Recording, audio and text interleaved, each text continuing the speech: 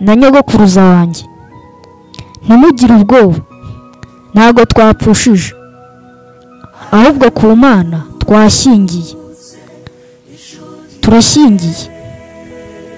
Rero niyo mpamvu mubona ntafite ikibazo. Ndabizi ngiye ko ku Mana nashyingiye kaka yakoze ubukwe, kandi yakoze ubukwe bwiza ko mwese mwaje. Kaka yaragize 90% by'ubuzima bwanjye. Kaka twarabanye. Ikintu cya mbere mushimiye, kuva nkivuka kugeza uyu munsi, kaka niwe muntu wa mbere wabashije kuba yanjyana mu nzu y'Imana. Kaka niwe muntu wa mbere wanyigishije gusenga. Kaka niwe muntu wa mbere wanjyanye muri korari. Kaka twajyaga tujyana kuririmba mu masorute ya za Kibungo, akagenda mpetse mu mugongo. Natangiye gukorera Imana mfite amezi 6 kubera kaka. Umva ni igihombo nagize. Igihe cyose nabanye na kaka sinigeze njyana uniform idateye ipasi ku ishuri. Kaka yaramfatiye runini, rero murabyumva namwe. Nko mu kwezi kwa 9 ku mwaka ushize, yakundaga kumbwira ibijyanye n'urugendo rwe, akambwira ati mwana wanjye nimpfa no uzankingura. Ati mwana wanjye ne twabanye imyaka myinshi kandi ntuzibagirwe ko nakurwaje. Nigeze kurwara andwaza umwaka wose. Kaka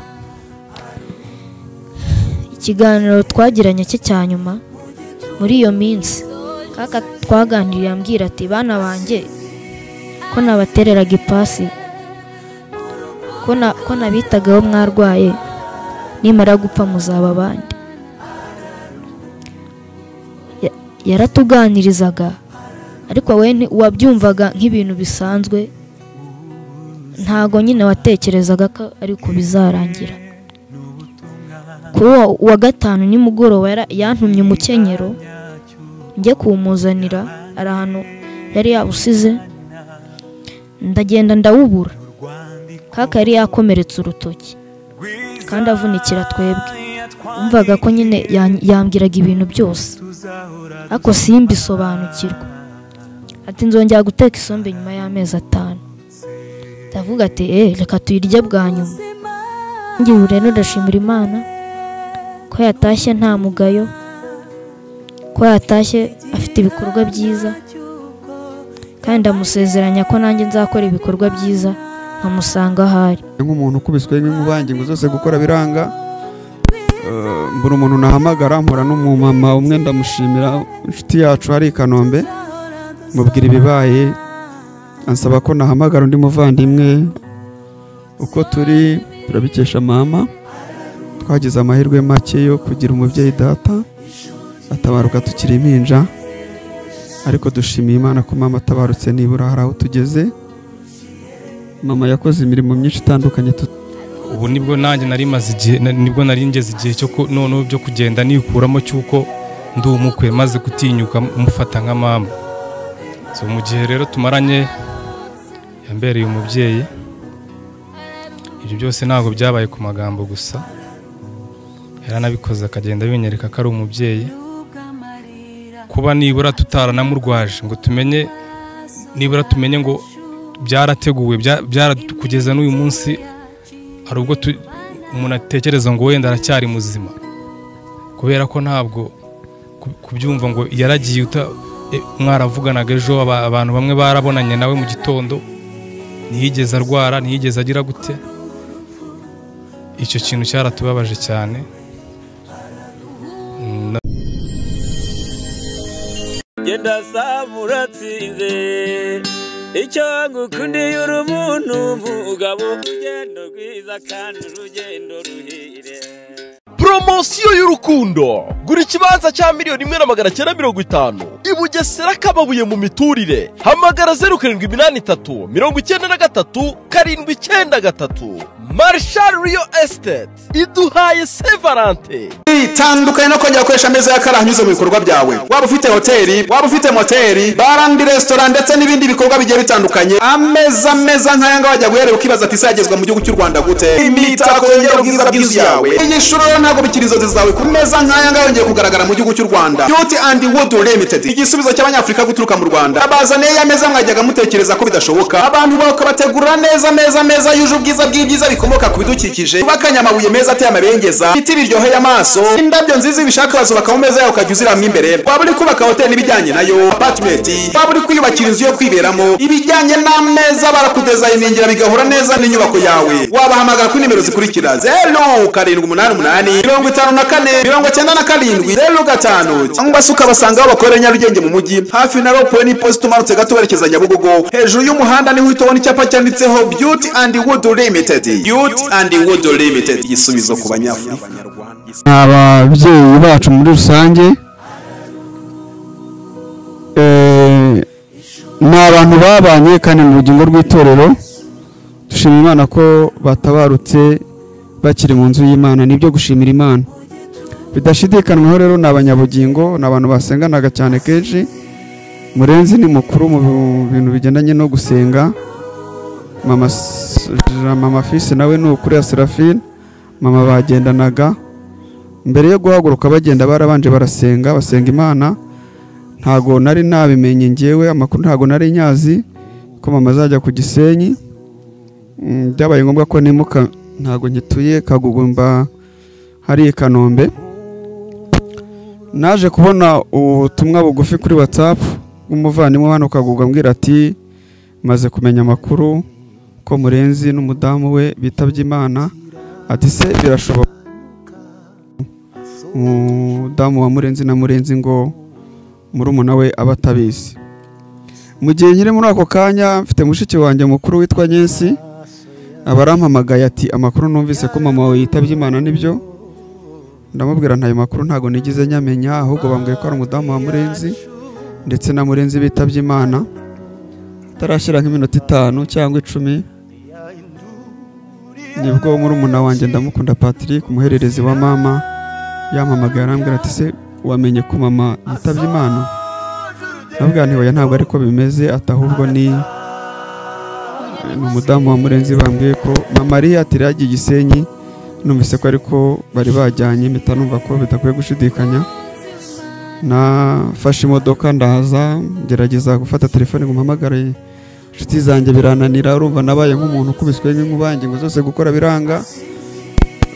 Mbura umuntu nahamagara, mpora n'umumama umwe ndamushimira inshuti yacu hari i Kanombe, mubwira ibibaye ansaba ko nahamagara undi muvandimwe witwa Desire akaza kunjyana n'umusirikare duturanye ari hano, nawe ndamushimira. Tumuhamagaye twumva telefone ntibyabasha gukunda. Kuva i Kanombe ngera ahantu hari imodoka byarangoye ku buryo kumenya hano Kagugu byambere ihurizo ritoroshye. Uwo muvandimwe rero ndamushimira washoboje. Twakoze urugendo tugira Gisenyi dusanga no kubyabaye, ariko mu ncamake mu minota 10 baduhaye biragoye. Ariko hari umuririmbyi wavuze ngo ngenda ndashimira mama ko yatwitayeho tukiri bato. Aravuga ngo yagendaga kubita hirya hino ashakira abana be ubuzima bwiza. Uko turi turabikesha mama. Twagize amahirwe make yo kugira umubyeyi data atabaruka tukiri impinja, ariko dushimiye Imana ko mama atabarutse nibura hari aho tugeze.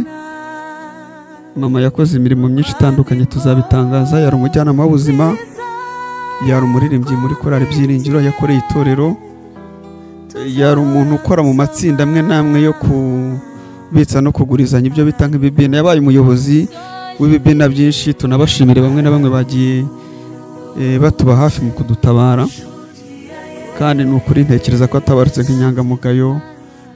Imana imuhiruko ridashira ndetse n'abari ababyeyi. Rero nkiri muri uwo mwanya biragoye, ariko nagira ngo n'ubu nifata aka kanya nshimira umuntu wese waje kudufata mu mugongo, abakomeje kutuba hafi twababonye.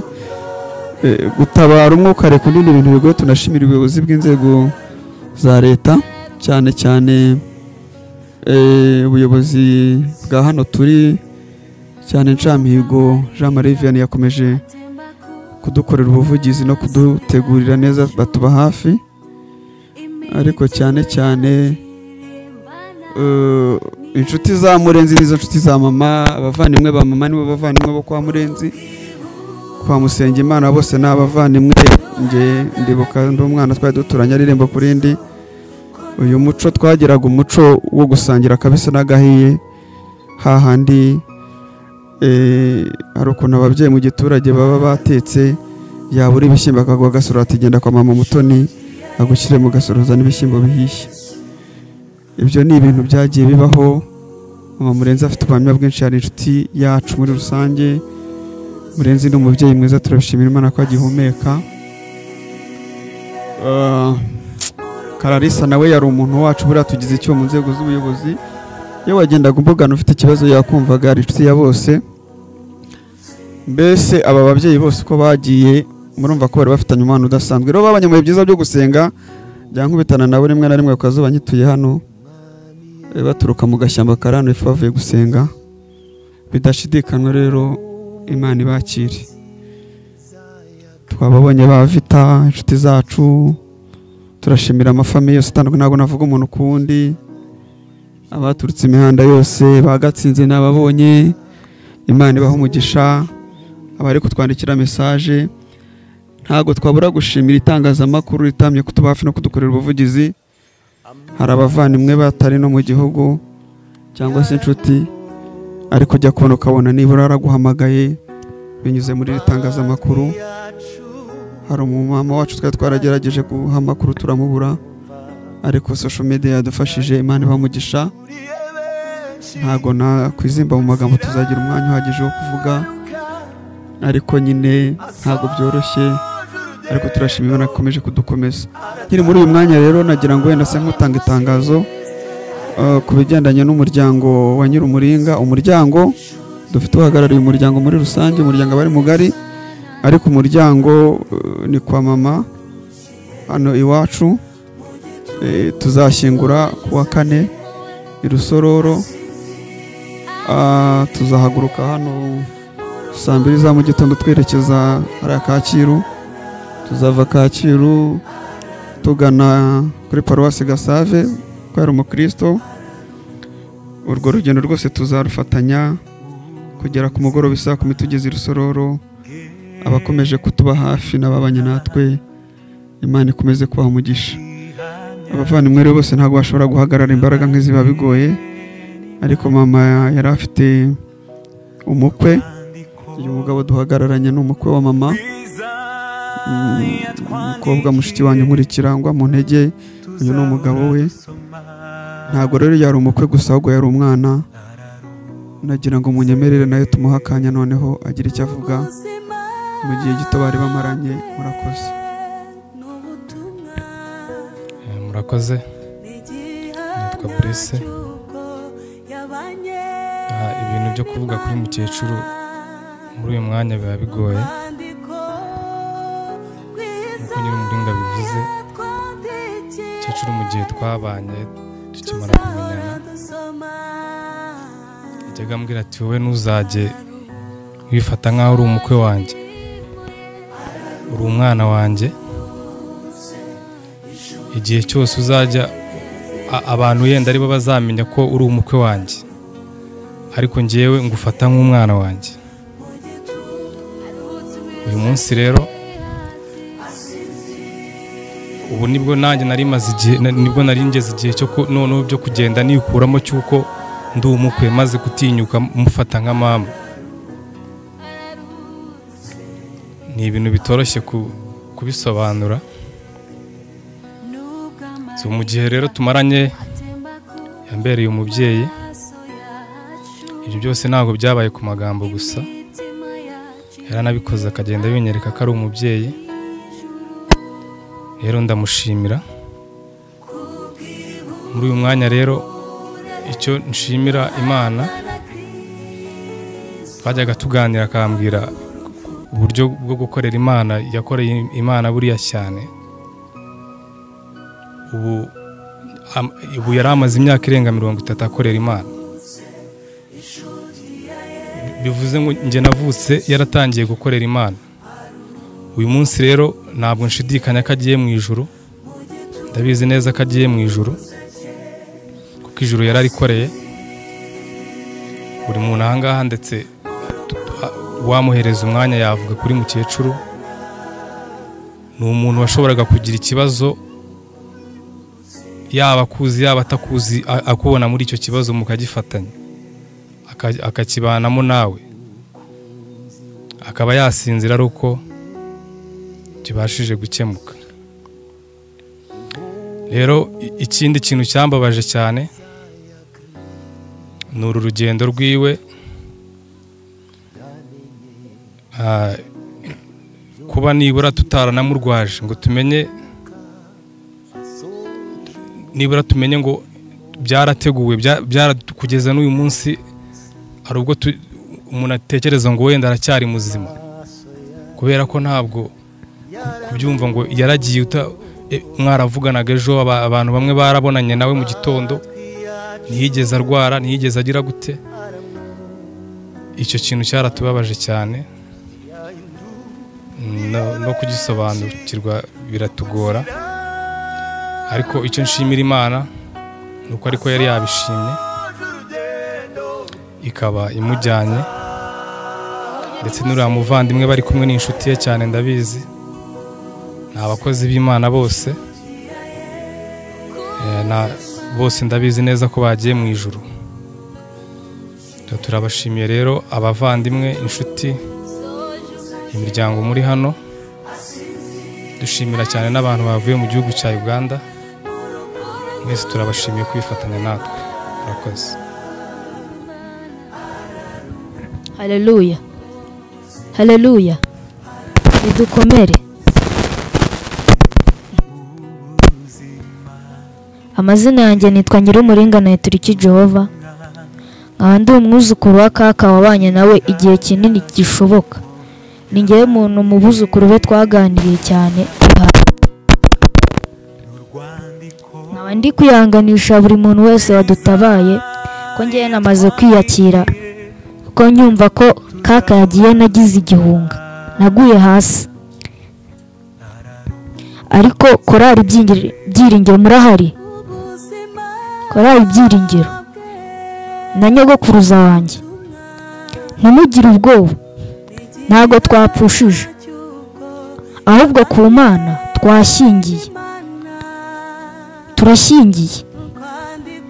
Rero niyo mpamvu mubona ntafite ikibazo. Ndabizi ngewe ko ku Mana nashyingiye kaka.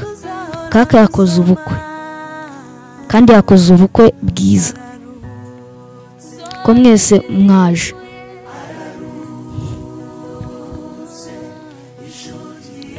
Ngiye gutangira mvuga ku bijyanye n'urugendo rwa kaka, ku bijyanye n'umurimo w'Imana. Kaka twarabanye. Ikintu cya mbere mushimiye, kuva nkivuka kugeza uyu munsi, kaka niwe muntu wa mbere wabashije kuba yanjyana mu nzu y'Imana. Kaka niwe muntu wa mbere wanyigishije gusenga. Kaka niwe muntu wa mbere wanjyanye muri korari. Kaka twajyaga tujyana kuririmba mu masorute ya za Kibungo, akagenda mpetse mu mugongo. Natangiye gukorera Imana mfite amezi 6 kubera kaka. Kaka yaragize 90% by'ubuzima bwanjye. Umva ni igihombo nagize. Yamenyeraga uniform ya korari, imyenda yanjye y'ishuri.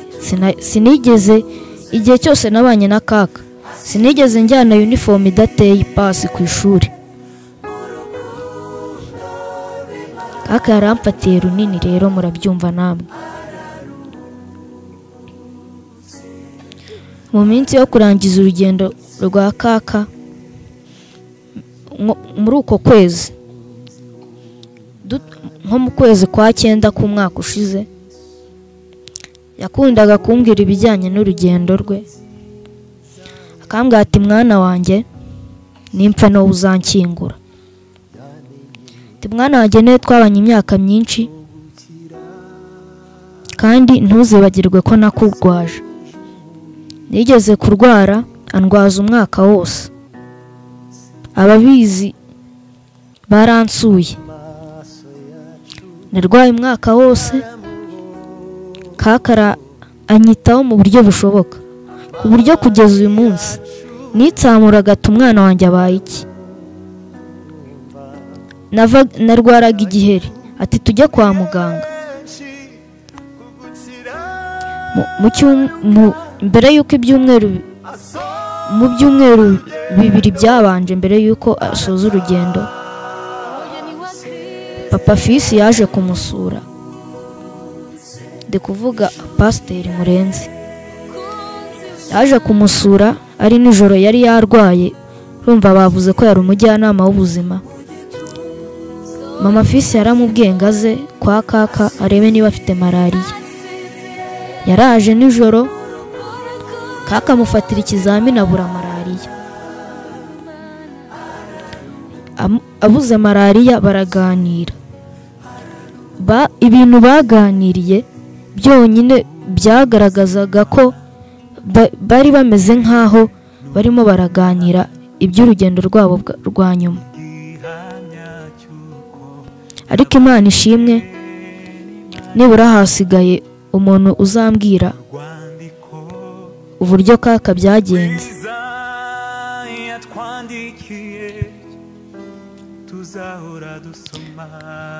bimwe mu bintu Pasiteri Murenzi yaganiriye na kaka baganiraga mu rugendo bakoranye muri korali Ibyiringiro imisozi bazamukanye bajya gusenga bararuhiye ubusa kugeza uyu munsi ubu tuvugana mu byumweru 2 n'ubundi bishize haje abana 2 barwaye bwaki uwa mbere we yaje yenda gupfa ari umuntu upfa ubona apfa kaka ntiyawemye kumufasha kaka yaravuze ati wowe urarara ugiye ku murenge atoraheka umwana uri mu mutuku uramuheka ati umwana bamuhaye amatara aruka ibyo nibyo bintu ntazibagirwaho kaka uwo mwana rwose ndamutse mubonye Imana yawe ingiriye neza nirwo rwibutso kaka yaba nsigiye uwo mwana kaka yamwitayeho ahamagara abajyanama bagenzi be umumama yari atuye mu mudugudu wa Muhororo ababwiye ati mu mudugudu wanyu murwaje bwaki kandi birakomeye cyane undi muntu w'umumama ndakeka uwo bazanye ari hano namubonye nawe yazanye umwana arwaye ameze nabi cyane kaka nawe ntiyahwemye kumufasha n'uyu munsi turahura akanyihanganisha mu byo nasorezaho ikintu mwibukiraho kaka yari umuntu uvugisha ukuri ku buryo ukuri ko yashoboraga no kukuzira kaka yari umuntu uvugisha ukuri cyane yangaga ibinyoma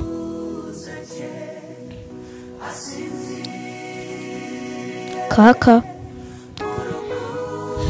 ikiganiro twagiranye cye cya nyuma muri iyo minsi muri icyo cyumweru yarandwaje naje kurwara tifoyide narembye cyane ku buryo utashaka kubyumva kaka yarandwaje ikintu nari nshoboye kurya ni amagi kaka yanguriraga amagi ya buri munsi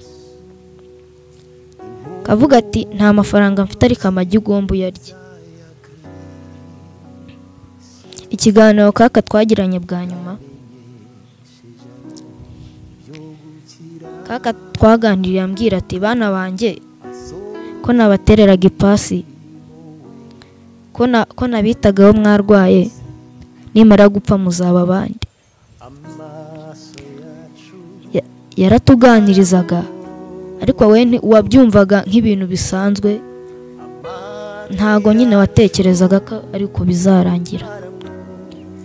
Kuri wa gatanu nimugoroba yantumye umukenyero njye kuwumuzanira, ari ahantu yari yawusize, ndagenda ndawubura. Kaka yari yakomeretse urutoki kandi avunikira twebwe.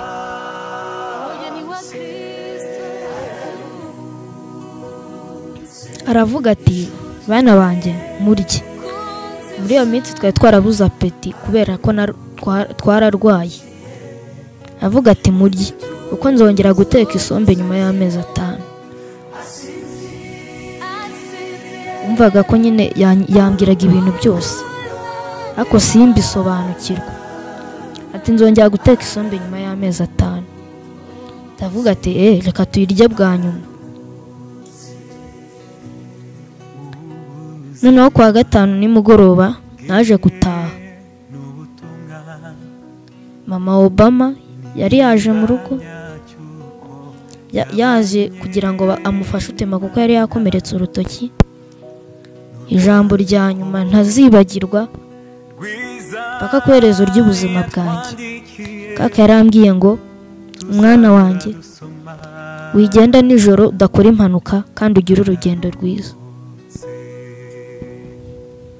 Ambwiye ngo ngire urugendo rwiza. Nanjye ubu rero ndashimira Imana ko yatashye nta mugayo, ko yatashye afite ibikorwa byiza, kandi ndamusezeranya ko nanjye nzakora ibikorwa byiza nkamusanga ahari. Murakoze.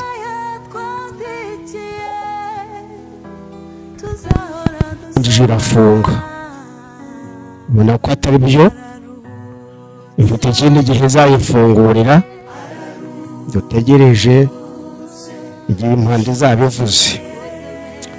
Reka rero dusome ijambo ry'Imana twifashisha kugira ngo tubashe gukomezanya muri ryo, nuko ryanditswe mu rwandiko rwa mbere rw'Abatesalonike ibice byaho 4 umurongo wa 13 kugera ku wa 18. Haranditswe ngo ariko bene data ntidushaka ko mutamenya iby'abasinziriye, mutababara nk'abandi badafite ibyiringiro. Ubwo twemeye yuko Yesu yapfuye akazuka, aba ariko twizera yuko Imana izazanana na Yesu abasinziriye muri we. Iki nicyo tubabwira tukibwirijwe n'ijambo ry'Umwami wacu Yesu, yuko twebwe abazaba bakiriho basigaye kugeza ku kuza k'Umwami tutazabanziriza na hato abasinziriye, kuko Umwami ubwe azaza amanutse ava mu ijuru aranguruye ijwi rirenga hamwe n'ijwi rya marayika ukomeye n'impanda y'Imana, nuko abapfiriye muri Kristo nibo bazabanza kuzuka, maze natwe abazaba bakiriho basigaye duhere ko tujyananwe nabo tuzamuhe mu bicu gusanganira Umwami mu kirere. Nuko rero tuzabana n'Umwami iteka ryose, nuko mumaranishe imibabaro kubwirana ayo magambo. Mwakire neza ijambo ry'Imana. Twese rero uko turi hano mu izina ry'itorero rya Gasave, twese dusangiye ibyago. Aba bene data dufite amafoto yabo hano, n'abandi bari mu rugo batubwiye, n'abandi bari hariya kuri Paruwasi Gasave, bari ingingo zacu mu buryo bubiri. Ruhande rwa mbere bari ingingo zacu mu by'imiryango. Kuri bamwe bari ababyeyi, abandi ari abavandimwe, abandi ari inshuti.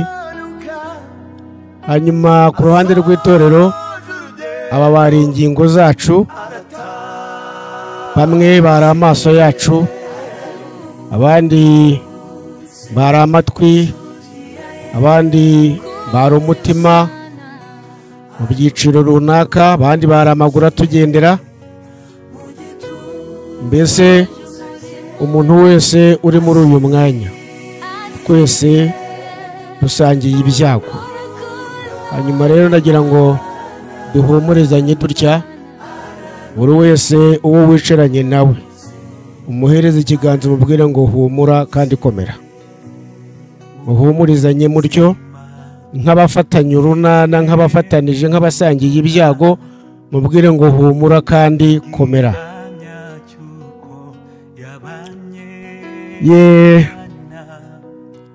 Nahoze ndimo gutekereza ku ijambo mubwiriza Salomo yavuze muri icyo gitabo cy'umubwiriza mu bice 9 murongo wa 5. Yaravuze ngo abazima bazi ko bazapfa, ariko abapfuye bo ntacyo bakizi. Mu byo tubamo, muri ibi turimo, nta na kimwe bakibuka muri ibi ngibi, kubera ko isi iraruhije. Iyo aba ari ibishoboka uwagaruka yatubaza atari ko muri mu biki. Nibutse igihe kimwe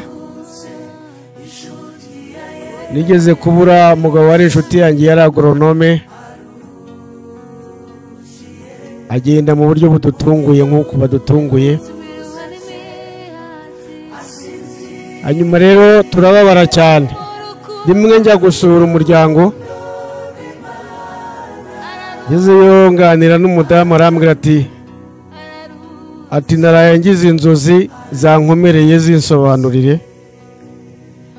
Ndamubaza ntese nizi, arambwira ati narose umutware wanjye mubona yambaye ibyera, atarangije atasanga ndimo kurira, atarambaza ngo kanaka urarizwa niki, yarya wirwa urimo kurira uvuga ngo naragucitse, naragiye. Ngo aramubwira ngo ntabwo napfuye. Ngo aramubwira ngo niba ahubwo nkunda usenge cyane kandi ukizwe, kugira ngo uzansange aho nagiye, kuko aho nagiye ni heza, sinshobora kugaruka aha ngaha uri, nta n'icyo wampa ngo ngaruke aha ngaha. Ibyo ni ibyiringiro abakristo bizera Yesu tubana nabyo, ni nabyo tunasinzirana. Nubwo kubyakira bijya bigorana, ariko ijambo ry'Imana mvuga ko ritubwiye, riratubwiye ngo ntabwo dushaka ko mutamenya iby'abasinziriye, kugira ngo mutababara nk'abadafite ibyiringiro.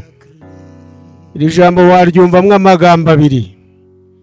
Ijambo rya mbere ni ukumenya abo basinziriye, ntitubashyire mu mubare w'abapfa nk'uko abandi bose bapfa, kuko ahandi ijambo ry'Imana ritubwira ngo hahirwa abapfira muri Kristo Yesu, kugira ngo baruhuke imihati yabo, kuko imirimo yabo ijyanye nabo ibaherekeje. Uburyo bwa kabiri ijambo ryumvikanamo rigaruka kuri twebwe abakiriho. Nubwira ngo twebwe uko tubatekereza cyangwa se uko twitekereza uko tubayeho, ntabwo dukwiriye kubaho mu mubabaro nk'abatagira ibyiringiro. Ntidukwiriye kubaho mu mubabaro nk'abadafite Imana. Ntidukwiriye kubaho mu mubabaro nk'abatarigeze bakizwa, nk'abatazi iyo bava cyangwa se batazi n'iyo bajya. Ubwo iri jambo riratubwiye ngo ubwo bimeze bityo rero, ubwo Yesu Kristo yapfuye akaba yaranazutse akajya mu ijuru, uko niko natwe bamwizera bamwiringira, natwe nitunyura muri iyi nzira y'urupfu tuzamusanga mu ijuru atuzuye.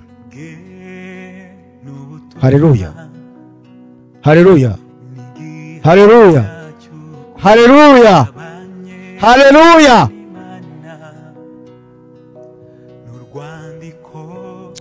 Ndabizi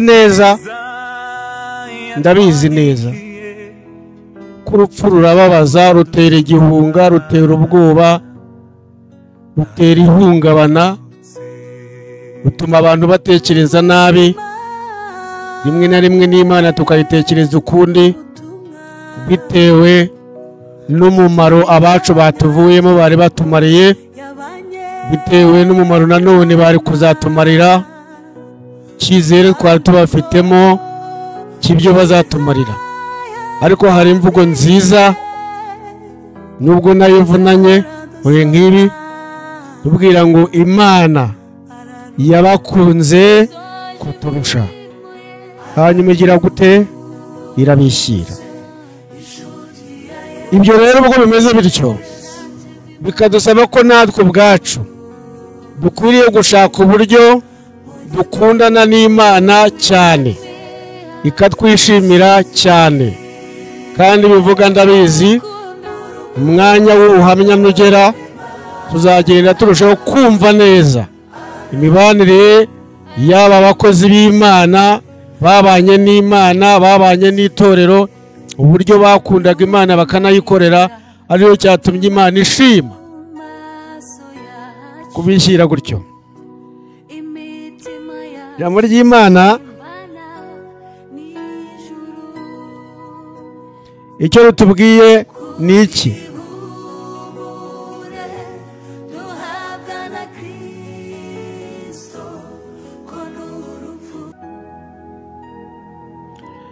Ratubwiye ngo Yesu Kristo amaze kuzuka, uko yapfuye akazuka, aba ariko twizera yuko Imana izazanana na Yesu abasinziriye muri we, banana nabo, bikubera ibyiringiro by'uko hari igihe tuzongera tukababona.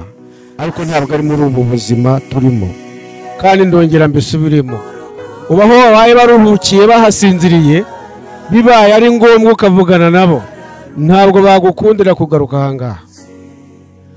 Reka nkubwire muvandimwe uri hano, ijuru tuvuga ntabwo ari amagambo, kandi ijuru duhamya rirahari, ririho neza cyane.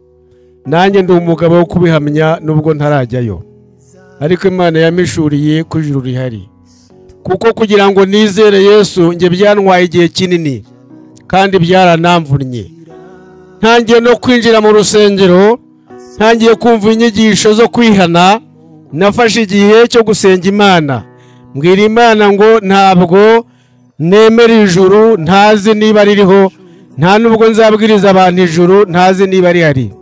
Ijuru rero Yesu yarimpishuriye, kandi agira ngo mbabwire ngo mu ijuru hari ibyiza ntashobora kukurondorera ngo ubyumve, keretse ugize umugisha wo kurihishurirwa nawe warikunda by'intangarugero ukamenya ibyo ubwira abandi. Ariko ijuru ryo rirahari. Uko ndibuka ko munsi Yesu yamagarega ku muryango w'ijuru, numvisheyo indirimbo nziza z'abaririmbyi, numva incurango nziza ntigeze numva uko baririmba, mfatamo amagambo nk'atatu, namaranye iminsi itarenze 7, abongera arancika aragenda. Nabonye imyiteguro y'abamarayika mu ijuru, ubwo Yesu yambwiraga ngo ngwino njye kukwereka uburyo ijuru ryiteguye umugeni uzava mu isi. Iyo nibutse iyo filime muvandimwe uri hano, nanjye numva nkumbuye ijuru. Ntabwo navuga ngo Mana nyica unjyane mu ijuru none ahangaha, kuko mfite iminsi Imana yangeneye, ariko nagira ngo nkubwire ngo uko ngenda, uko nkora, uko mvuga, uko nicaye, nagira ngo nkubwire ngo ijuru rirahari kandi tuzarijyamo.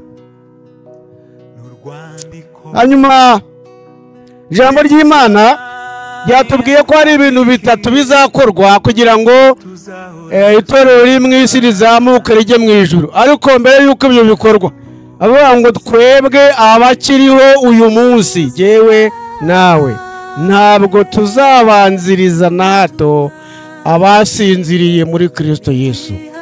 Ntabwo tuzabatanga mu ijuru, ahubwo ngo azabanza bazure akoresheje ijwi ry'Imana cyangwa se impanda y'Imana n'ijwi rya marayika ukomeye n'impanda ya Kristo Yesu. Ibintu byombi uko ari bitatu dore icyo bivuze. Impanda y'Imana niyo kuzura, guhamagara abasinziriye muri Kristo Yesu, ababwira ngo nimuzuke. Niyo mpamvu Yesu ubwo butware yigeze kubukoresha rimwe, ageze hariya aho bari barashyinguye Lazaro, ngo ahagarara yitaje aho yitegeye abantu, arangije arahamagara ngo Lazaro, Lazaro sohoka. Kandi Lazaro ngo arasohoka, asohoka ahumeka ameze neza, aravuga ngo nimumuhambure mureka akomeza agende. Impanda y'Imana izatuzura. Abo babyeyi bacu, abavandimwe, inshuti zacu, ndabihamya ndashidikanya ko bazazuka. Hanyuma rero ijwi rya marayika ukomeye icyo rizakora ni ukugira ngo ritunganye ikirere, kugira ngo ryirukane ya myuka mibi y'ahantu ho mu ijuru, ya myuka mibi itangira amasengesho, ya myuka mibi iza kuturwaniriza mu isi, ya myuka yarwanije Daniyeli. Ijwi rya marayika ukomeye kuko n'ubundi yivuze akirukana Satani n'abadayimoni mu ijuru muri ya ntambara, n'ubundi naranguriye iryo jwi, abadayimoni bo mu kirere, ya myuka mibi y'ahantu ho mu ijuru izikanga ijwi rya marayika ukomeye imanuka inkungugu. Yesu nawe ahita avuza impanda avuga ngo torero nimuzamuke. Abadayimoni bamanuka biruka bahunga ijwi rya marayika, natwe tuzamuka dusanganiye umwami wacu ku bicu. Biravuga ngo mumaranisha imibabaro kubwirana iki? Ndagira ngo ubwire ngo muvandimwe inshuti yanjye, reka tubabare none ariko ntitubabare nk'abadafite ibyiringiro. Kubabara nk'udafite ibyiringiro, umuntu wabaye adafite ibyiringiro atuka Imana, agatongana ngo Imana yakoze ibiki, akayicira urubanza, akavuga ibintu byinshi Imana yagombaga gukora n'ibitagombaga gukora. Ariko ndagira ngo ubwire ngo umuntu wese ubabaye afite ibyiringiro aravuga ngo nubwo bigenze bitya Imana yashimye ko baca muri iyi nzira. Twatangiye turirimba ngo Yesu nzi ko ufite amagare ibihumbi, muri ayo ibihumbi harimo n'iryanjye uwangeneye. Nta muntu n'umwe umenya igare rizamujyana, ariko icyo tuzi cyo nk'abakirisitu ni uko tuzajya mu ijuru. Ararekwa ntashira, nta nubwo uyu mwanya umuntu yavuga ibintu byinshi cyane, ko nagira ngo tugire ku musozo.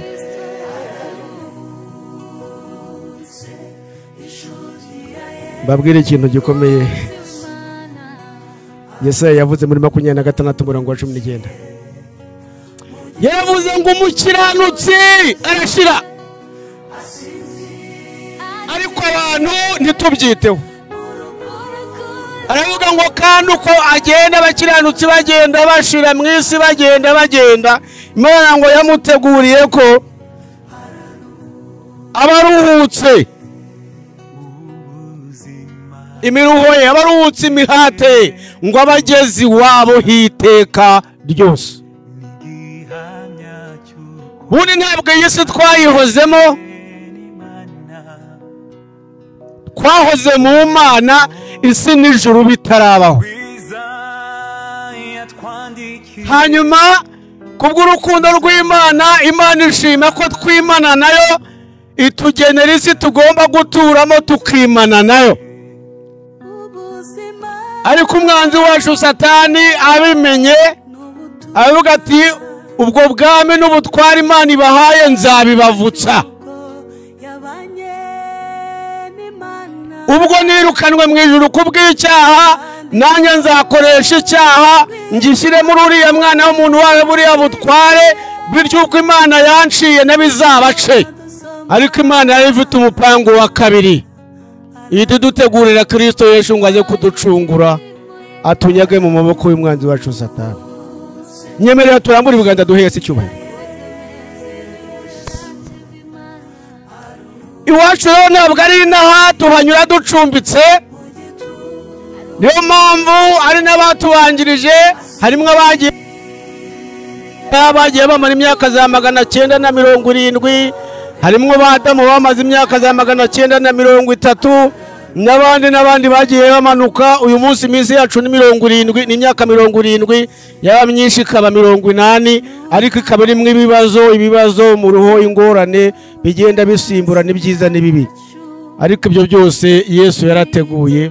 Ndashimira Kristo Yesu ko aduteguriye ijuru aho tuzajya kuruhukira, tugasubira iwacu hiteka ryose. Nshuti yanjye rero ndagira ngo nsobereze aha ngaha.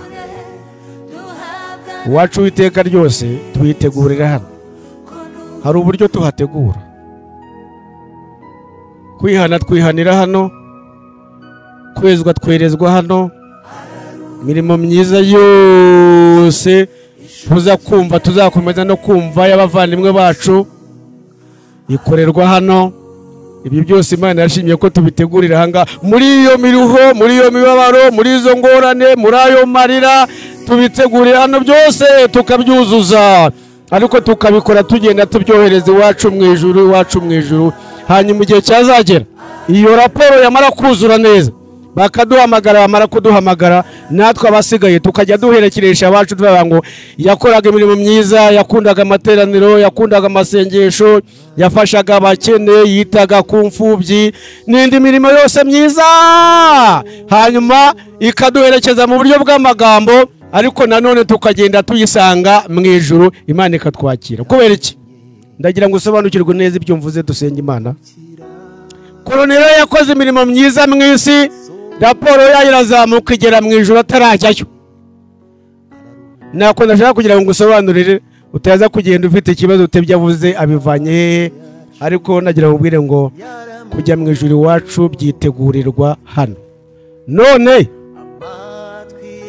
kugira ngo uyu mugoroba Imana twebwe ntiduhaye umwanya wo kwitegura, reka twebwe ku mutwe dusenge Imana. Rero impande zavuga, abasinziriye muri Kristo nibo bazabanza kuzuka, natwe abazaba bakiriho basigaye duhindurwe, tuzamukanwe nabo, dusanganire umwami wacu Yesu mu bicu. Nuko mumaranisha imibabaro kubwirana iki? Bwira mugenzi wawe muri kumwe ngo natwe tuzajya mu ijuru, kandi babwire ngo n'abacu tuzababona. Turagushimiye Imana, ijambo ryawe ni rizima, kandi ijambo ryawe ni itabaza, kandi ijambo ryawe ni inkoni yo kwishingikirizaho. Aba bacu batuvuyemo basize imiryango itari muto, harimo abana, harimo abatware, harimo abavandimwe, harimo ababyeyi, harimo inshuti z'inkoramutima, harimo n'umuryango wagutse muri rusange. Basize amatsinda bakoreragamo umurimo wawe, ariko nubwo bagiye umurimo wawe urakomeje. Nta muntu wabasha gutaha ku mutima wa mugenzi we ngo hari umubabaro mu buryo bukwiriye, ku buryo yashobora kumwibagiza ibimubayeho muri uyu mwanya. Ariko umwuka wera, ijambo ryawe ratubwira ngo ni umuhoza, niwe konsolateri wacu. Turasabye kugira ngo yegere imitima yose ishenguwe n'umubabaro dufite wo kubura abacu twakundaga. Mwuka wera ari wegera iyo mitima, kuko abasha kwinjiramo akagera mu byumba byose by'umutima, abasha guhumuriza imitima y'abana bawe, kandi ayikomeze, maze ategurize buri wese muri twebwe kwitegura no gukora ibyiza adacogora, kugeza igihe nawe igihe cye kizagera. Yaba ari igare rije cyangwa ari impanda ivuze, intego yacu ni imwe, nuko tuzagusanganira mu bicu, kandi tukazabana n'abacu iteka ryose. Turagushimiye kuko ijambo ryawe ureherekeresha imbaraga, ni mu izina rya Yesu Kristo umukiza wacu tubisabye, amen.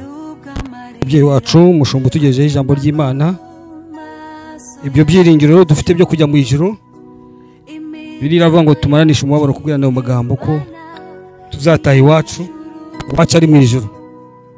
Iwacu si hano mu isi, turahaba tukakorera imirimo yose ituma tubaho, ariko nyuma yaho tukayivaho n'abatubanjirije bagiye bagenda gutya. Imana rero imuha umugisha Pasiteri Kabera tugejeje ijambo ry'Imana. Tugeze mu mwanya mwiza rero tugiye kwakira ubuhamya bwa bene data. Hano